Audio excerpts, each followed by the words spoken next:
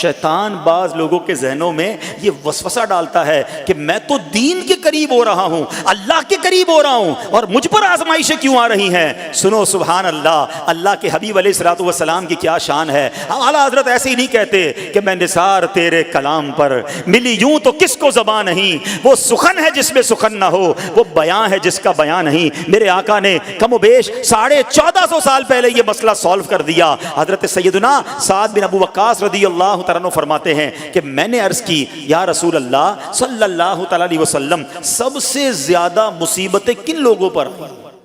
گلی مکا دی نا، پنجابی بچ کہتے ہیں نا، گالی بات ہی ختم کر دی۔ حضور یہ بتائیں سب سے زیادہ مصیبتیں کن لوگوں پر آئیں؟ پیارے آقا نے فرمایا انبیاء پر۔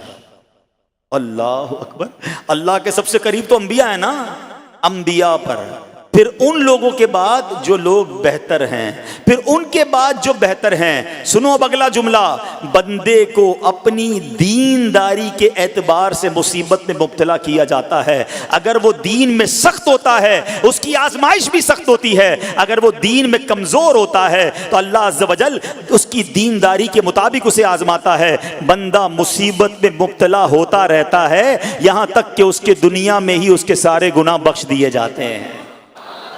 گویا اللہ کی یہ رحمت ہے کہ بندہ بڑا نیک ہو رہا ہے، رب چاہتا ہے کہ اس بندے پر آزمائش بھیجوں، میرا نیک بندہ صبر کرے، اس کے گناہ معاف ہو جائیں اور میرے پاس آئے تو اس کو جنت میں داخل کر دوں۔ اللہ اکبر۔ اے پیارے اسلامی بھائیوں، یاد رکھنا، اب جو میں نے ایک سوال قائم کیا تھا نا کہ یار میں تو دین کے قریب، میں تو اللہ کے قریب ہونے کی کوشش کر رہا ہوں اور ایک کے بعد ایک آزمائش آ رہی ہے، یہ کیا ہے؟ اب ایک اور حدیث سن لو، سبحان اللہ۔ حضرت سیدنا انس رضی اللہ تعالیٰ عنہ سے روایت ہے، سرکار والا تبار، ہم بے کسوں کے مددگار، شفیع روز شمار، دو عالم کے مالک و مختار صلی اللہ تعالی علیہ وآلہ وسلم نے فرمایا، جب اللہ عز و جل کسی بندے سے محبت فرماتا ہے، سننا ذرا غور سے، اللہ عز و جل جب اپنے کسی بندے سے محبت فرماتا ہے یا اسے اپنا دوست بنانے کا ارادہ فرماتا ہے تو اس پر آزمائشوں کی بارش فرما دیتا ہے۔ اللہ کریم اس پر محبت بھی فرما رہا ہے اور آزمائشیں بھی بھیج رہا ہے۔ دوست پر آزمائشیں کون بھیجتا ہے؟